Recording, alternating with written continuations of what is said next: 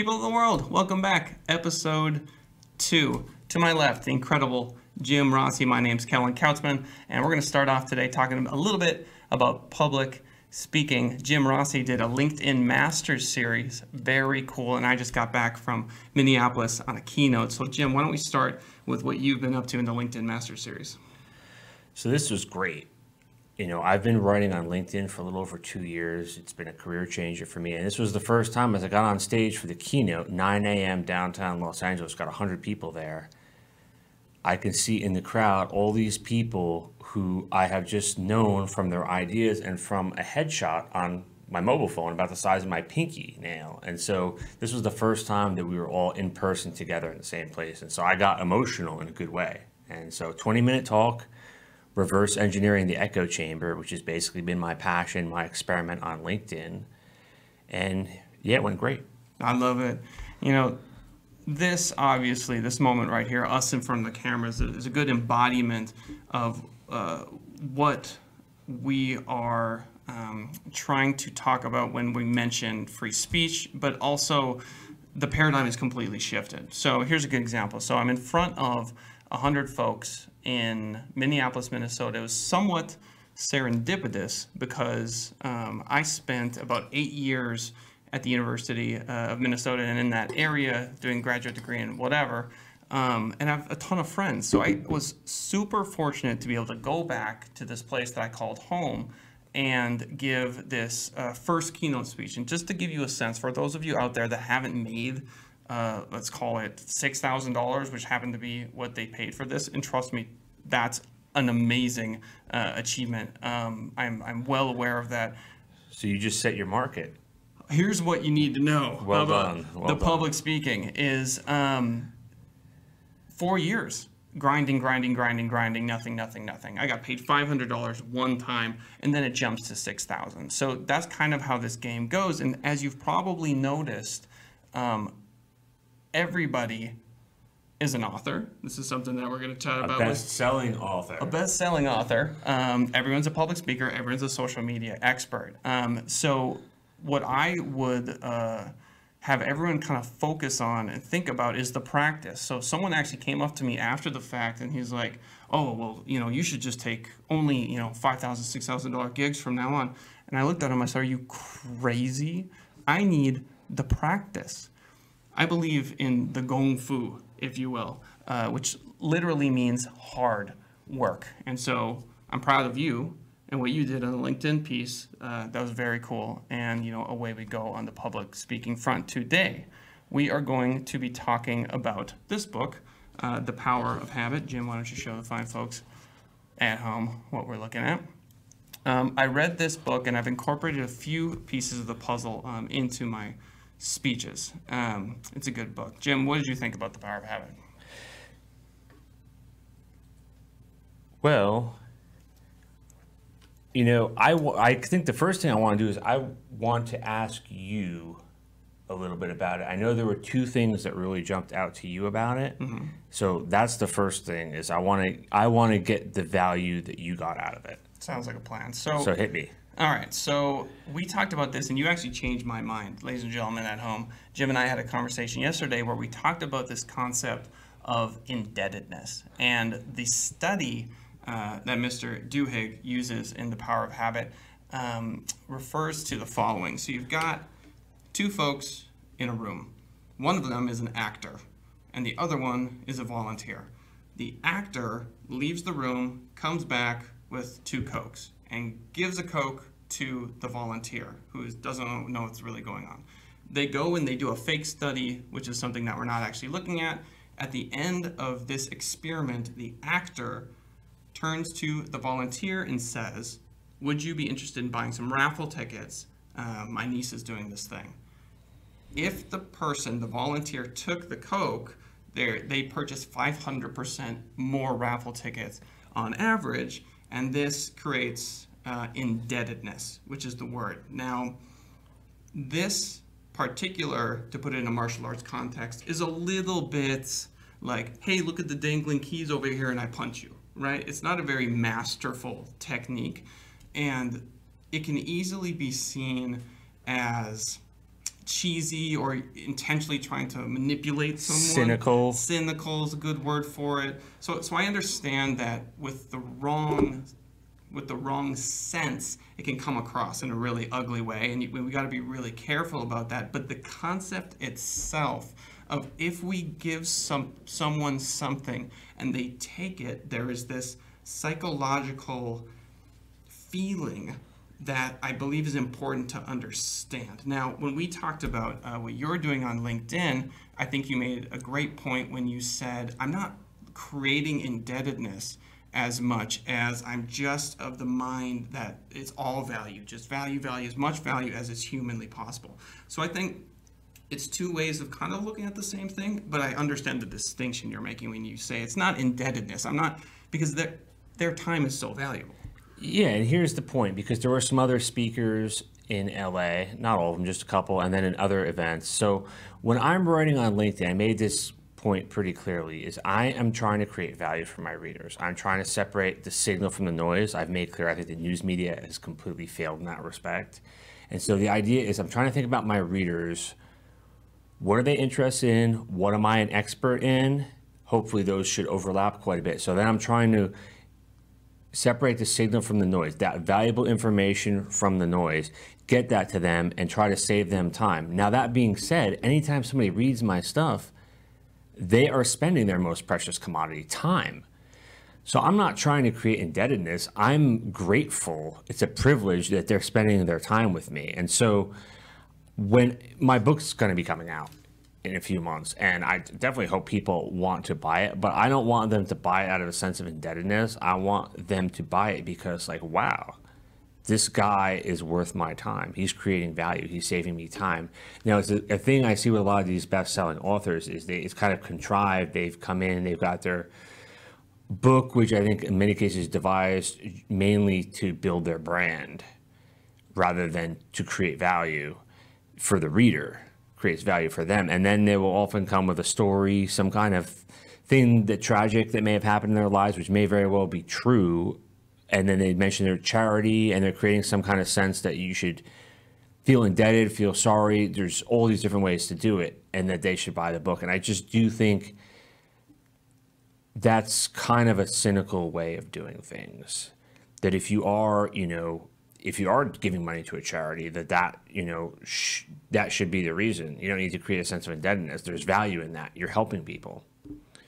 So that was one thing I got. And the premise of the book, in any habit formation, there's a cue, there's a routine, there's a reward. Like you sit down in front of the TV, you crack open a bag of chips, and if it tastes good. And the idea is that author makes a point, if you change your routine, you can change your habit. So, for example, if you could build a routine where instead of when you put it on the TV, instead of cracking open a bag of chips, you hop on a stationary bike or something like that, or crack open some kiwi fruit or something like that, then you could change the reward and change your life. I love that you mentioned that. This book right here exists because of chamomile tea.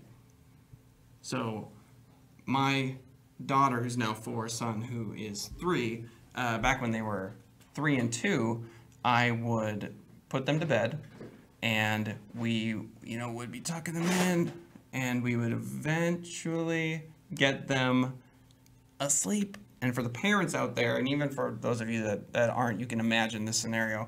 Shut the door, and then walk to the kitchen, and one of two things would happen. One, I would grab the teapot and start the chamomile tea, which I, absolutely love.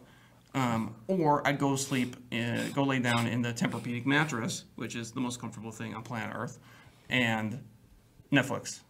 So the tea was the cue, because if I was holding the tea, not one time when I was holding the tea, because I knew about the habit loop, would I do anything other than go back in front of the computer. And the tea meant open up the Google Drive doc, meant start on the book. So this book exists in part because of the power of habit and my ability to recognize that habit loop.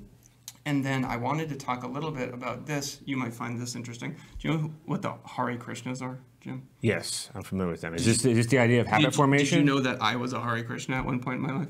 I did not know that. Now we all know that I used to run around as a Hare Krishna, and one of the weaselly sales tactics that they use, or they used to use, is they would show up at the airport with a flower and they would instantly give somebody a flower. And what they found was if the person took the flower, and this is indebtedness, because they don't want the flower. Like, nobody wants the flower. It's like, it's fine, whatever, just whatever. But if they took the flower, all of a sudden they're proselytizing, they're doing the whole 9 yards. It's a whole thing. Right. There's indebted. That's the cynical indebtedness. So that's like, here it comes, and now here comes the sales pitch, and it's like the timeshares where they're like, it's $100, just take the 100. You know what I'm saying? I've had that. I had a guy do something similar right in front of Bellagio a couple of months ago, where he had a book and he gave me a little flower, and once I realized I did give the flower back to him. Yeah. I was like, I don't like that. I don't like that cynical sales move. But now I'm starting to understand how he became such a slick sales guy. Those guys know what they're doing. You know, I give them credit. It's part of it. So yeah, I totally get it. So indebtedness, a bit cheesy, but nonetheless, the other piece of the puzzle that I wanted to mention about the power of habit, and something I talk about in my speeches a lot, is the part of the mind called the basal ganglia. Right, yeah, you were talking about this. Which sounds like something you should put in pasta. It's not. And it's right in the center. It's this walnut-shaped piece of your mind, and it fires when you are doing something, let's call it flow, or subconsciously almost. So the first time you back out of your driveway, your basal ganglia is not firing. All the other parts of your mind are on fire. It's a lot to think about, whatever. You do that for 10 years, you're not even thinking about it. The basal ganglia is taking over. And so when it comes to understanding this part of the mind, it can be best understood through the following anecdote. There's a gentleman mentioned in The Power of Habit named Eugene, and Eugene had what was called viral encephalitis, which traveled up his spine, and it destroyed much of, I want to say, his frontal lobe or prefrontal cortex. And so he had no short-term memory at all. He would introduce himself over and over to you. It's just no idea who you were. They put him in front of a table, and on this table were toys, and they said, turn over the toy, and you're looking for a green sticker. If you see the green sticker, good job. If you see the red sticker, not so good. He starts out 50-50. 50-50. Week 1, 50-50. But week 2, week 3, week 4, it eventually gets to 80-20. 80% of the time, he is looking at the right toy. And so the researcher in the book asks him, Eugene, when you do this, what are you thinking? And he says, I don't know. I just see the toy and my hand goes for it. And so much of the human experience is played out subconsciously. And what we have an opportunity to do as people from a business perspective, from a health perspective, is to recognize our cues that run the habit loop. And our current situation, even as I say these words, exists as part of that loop. And when we find these rare moments in our lives where we can go, I'm cognizant of the fact that I'm going to go down this entire habit, that's the cue, we can make real change. And so from a business perspective, it can be starting a new business. If you want to be marketing the right way in 2018, it's doing things like this, being on a show, creating video. It could be as simple as waking up in the morning and exercising. But habit is a huge, huge piece of the puzzle. And talking about public speaking, you clearly have been developing some public speaking habits for you to get to the LinkedIn stage under 20 minutes. That's pretty impressive. Right. I guess one thing that relates to that, just in terms of speaking, one thing I wish I had back from this talk was we got there early and had 2 microphones. They had a podium microphone and they had a holding microphone. And I just used the podium microphone. I should use the handheld microphone because it forced my habit to basically stand in one spot and point, when I think I would have been more comfortable walking around with a handheld. But just interesting how that cue affected my routine. Yep. You know what? I love that you say that, because I've done enough speaking now that when I was queued up for this particular speech, what I did was, instead of kind of meandering in my office to practice, I literally hunched over something about podium level and I pretended to do a podium speech. And I did that intentionally because I thought that I might get stuck in that scenario and I wanted to have that presence.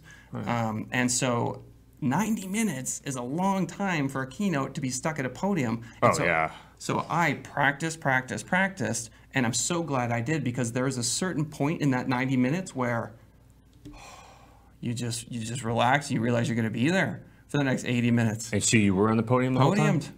Good thing you practiced it. That's right. You know, so having the forethought is a piece of the puzzle. So I'm glad you mentioned that. Cool. Now there are a couple other things that I know were interesting to you as we looked at the power of habit. Yeah, two things. The section on music, and then the section on football, the Tampa Bay Buccaneers and Tony Dungy. And that kind of leads to a little bit of like a meta-analysis and critical thinking. But yeah, do you remember the section on music where they talk about there are these programs, you know, they use the example of Outkast's hit song, Hey Ya.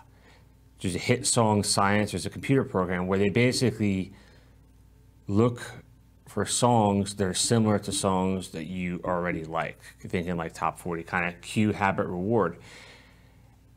And I think, you know, this is a case of science being all about shoulda, coulda, not shoulda. You know, to me, it really helps to explain why popular music is basically a bunch of soulless corporate dog shit. You know, because it's just stuff that sounds like the stuff that you heard before. And so they're selecting artists, or they're compelling artists to produce that kind of music.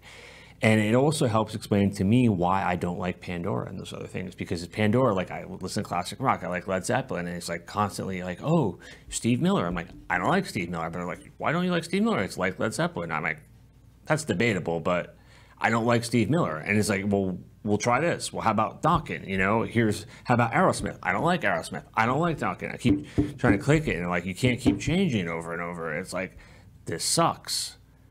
Get rid of Pandora, you know, because the thing is, for me at least, I don't like the stuff that's like the stuff I already like. Like, I want to listen to Led Zeppelin, and then I want to listen to Tiesto. Then I want to listen to Katy Perry's remixes. As long as she's not talking about politics, I'll listen to her. You know, then I want to listen to Brahms. You know, then I want to listen to Iron Maiden. I want to listen to Ozzy.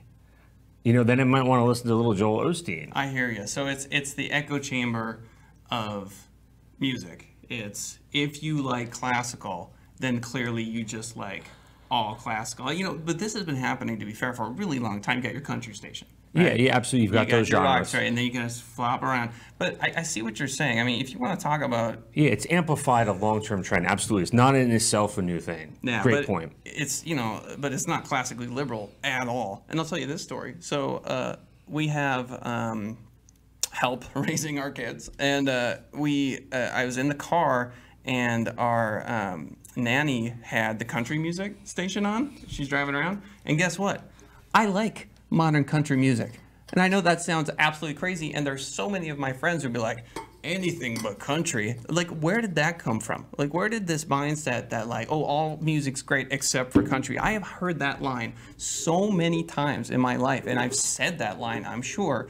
But the end result of that is just like, what kind of closed-minded, anti-classically liberal mind, you know, like, how rigid do you have to be for that to be the way that you think all the time? It's foolish. And believe it or not, and I'll tell you this, and I'll share this with you. I was listening to a couple songs. I cried to modern country songs. Jim Rossi. Wow, dude. That is the power of having an open mind, because you never know what's out there. And if you live in this echo chamber, in this bubble, you have limited experience, Jim. I know you cry to country songs like all the time, so this is not new for you. I think we're on the verge of TMI zone right here. TMI. Do you guys not cry to country songs? Rick, cried to a country song recently? No. He hasn't. So I'm alone in the room. But to you folks out there watching, you know what I'm talking about. You got to keep an open mind. Now, if you want to, listen to Nickelback and just be on the Nickelback Pandora station all day, every day for the rest of your life, well, then you can absolutely do that. Right, Jim? I think the Geneva Convention prohibits that. It's cruel and unusual punishment. You know what, I did read that. Let me take a note on that. That's right. I did research. I did ample research on that. You know what, if you're not busy later, I'll just give you a flower and then persuade you that all my opinions are right. Okay, so this might be Nickelback might be a good transition. I do want to talk a little bit about the football section. That's the last thing I want to talk about in this book. Go ahead. So this is something, and this gets into critical thinking as a reader and as a writer. Is I urge people to read whatever they wish to read, and I urge them to think critically about it. And that goes for my work too. I encourage people to think as critically about my work as possible, even though sometimes it's uncomfortable. I think the fact that my audience has grown and that I seem to be doing well seems to suggest that my work has stood up well under scrutiny. But again, read, think critically. So here's the thing about this book is I felt like there was some real value in here, but I have a big issue trying to understand how seriously I should take it for this reason. One, it's a bit of a, it's a popular book about psychology, you could say. And so I have questions about how valid and how generalizable the social sciences and particularly psychology is. And I have a bachelor's degree in psychology, so I've studied quite a bit of this. I'm not sure how much of this is new either. I think he oversells it a bit. I feel like I learned about this stuff like 15 years ago when I was in college. I mean, he did put it in one book, which is helpful, but I'm not sure how much of this is new. Here's the other thing, and there's two issues where I want to be a skeptical reader. One is I evaluate the source. And two, I will look at something specific in the book that I might have some knowledge of, and I will try to look at it skeptically. I will try to, as they say in science, falsify it. As they would say in journalism, when journalism was actually a real profession, I try to report against the story. So the first thing, a general thing, the source. Charles Duhigg was a reporter for the New York Times for a number of years. Oh, you love the New York Times. So I used to read the New York Times quite a bit. They kind of lost me when they pushed the phony Iraq War evidence, phony DC sniper case, this despicable way they dealt with those scandals, And so over time, now the thing is, when I went to graduate school of journalism at the University of California, Berkeley, I got to work closely with contributors, reporters, editors, both current and former from the New York Times. The head of the advisory board, the guy basically chairman of the board of the Berkeley Journalism School, is Dean Baquet, who's the executive editor of the New York Times. Based upon my fact-checking, which I spent hours fact-checking various things about the campaign, science, journalism, other things, I think the New York Times is fake news. I think it's bullshit. And I don't say that lightly, and I think it's bottom of the barrel. I think every time they say they're all the news that's fit to print, I think they're committing fraud. I think they are all the news that the establishment Democratic Party sees fit to print. And, I voted for Democrats in the past, but they're a party press. Like, I want evidence to be able to think for myself. So I have some real issues with the author coming from that background. The second thing is more specific is, like I said, a lot of this stuff I thought was interesting and actionable. I thought the book was longer than it needed to be, but, that's just a subjective thing. But one thing I did is, one section about Tony Dungy, football coach, NFL coach. I do know a bit about football. I'm a big football fan. And so I felt like I detected a pattern very similar to what I see in the New York Times frequently, whereas they highlight evidence that reinforces the narrative they want to push, and they ignored a lot of disconfirming evidence. So Tony Dungy, NFL coach, he was with the Tampa Bay Buccaneers in the 90s into the 2000s. Now, he did turn the team around, and he talks about basically he changed their habits, their routines. He made the team think a lot less and just be reactive. React to the play. I love that part of the book, and I think that's worth a pause. And we can also talk about the concept of Wu Wei as it relates to this particular piece of the puzzle. Sure. But just to quickly for the listeners out there, specify what we're talking about is Tony Dungy ostensibly, theoretically, hypothetically, trained his team members to not think and react to what was happening, but to every time X happens, you Y. So there's just no thought process that goes into it. And so you just conserve a lot of energy that way. And the whole point is that, yes, you get instinctive reactions and hence a championship football team.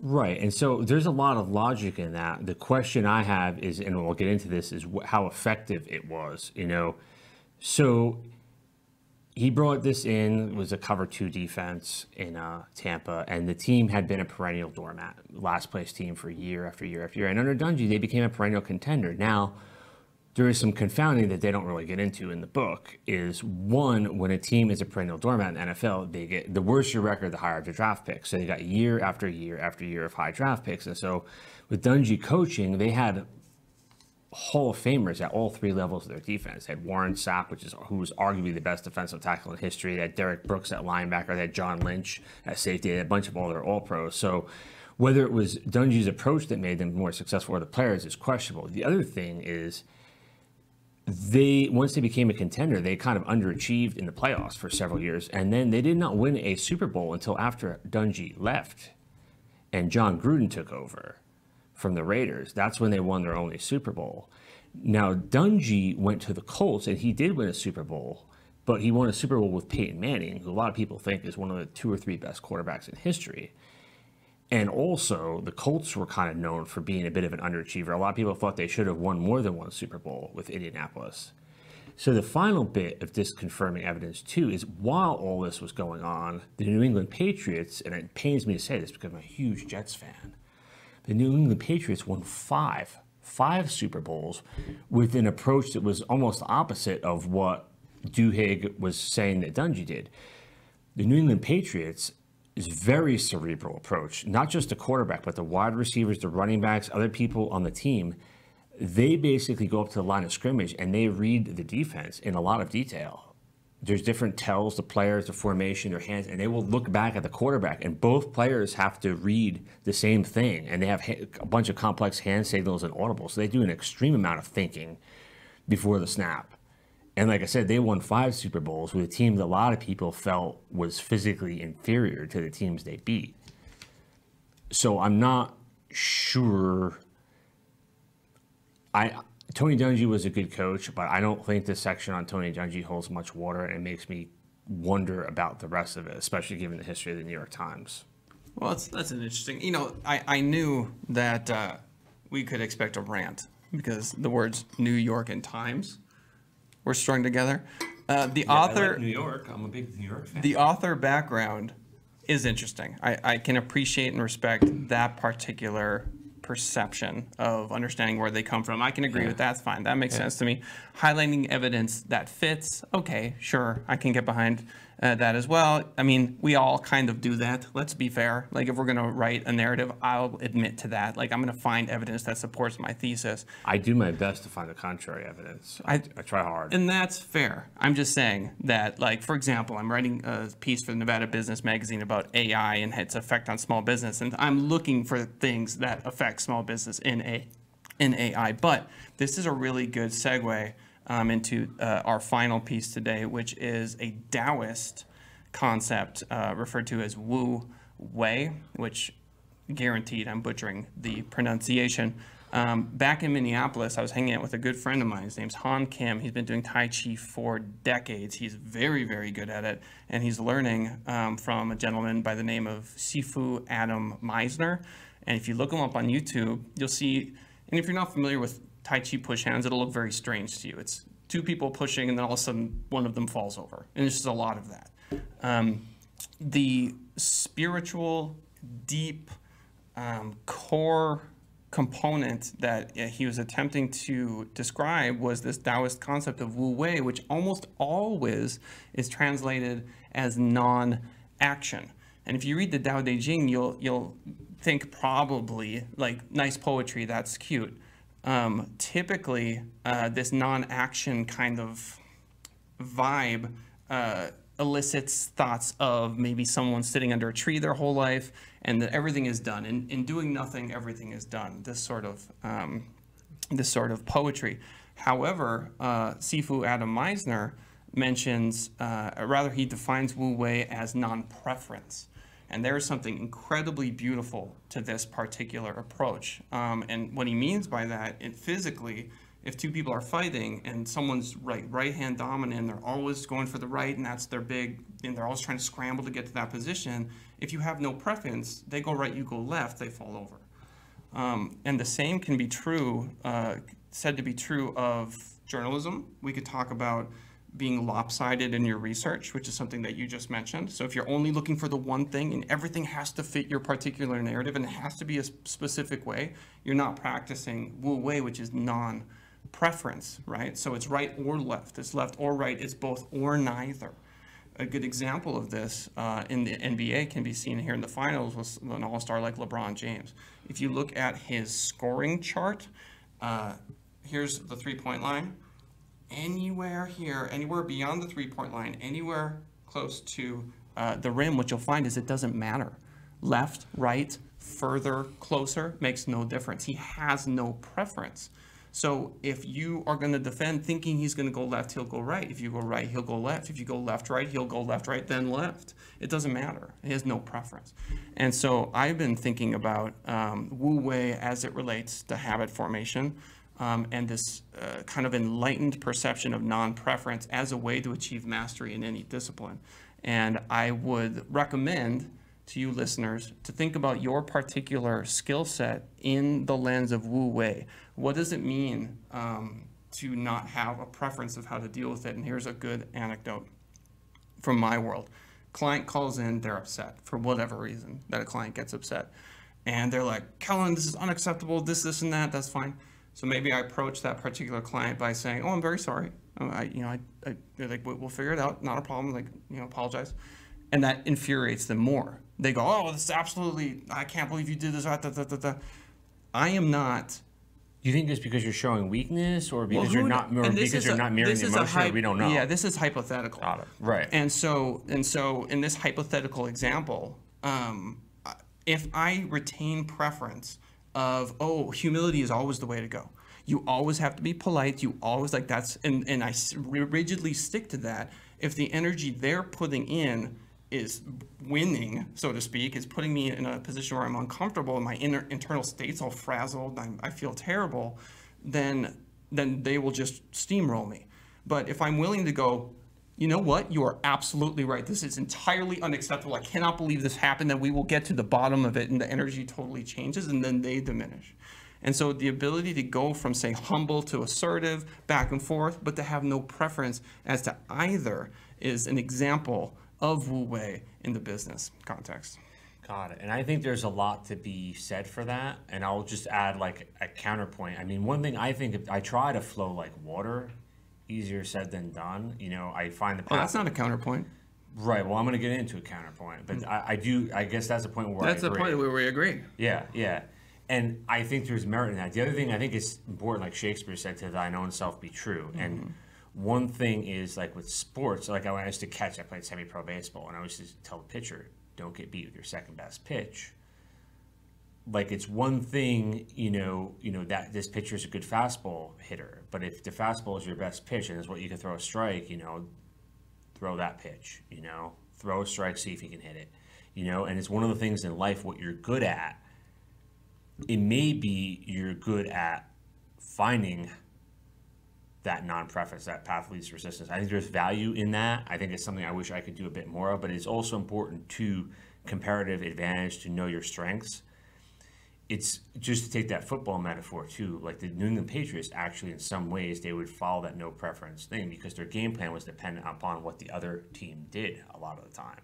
If they were loading up to stop the run, then they would throw the ball outside. If they were trying to take away the outside passing lanes, they'd move inside.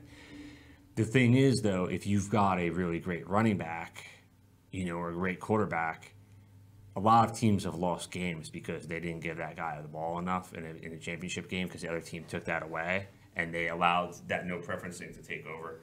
So there is a counterpoint, and there is a good short book that I was reading recently, The Obstacle is the Way by Ryan Holiday, and I think maybe this is a little bit of a synthesis of these two concepts because I think there's value in both.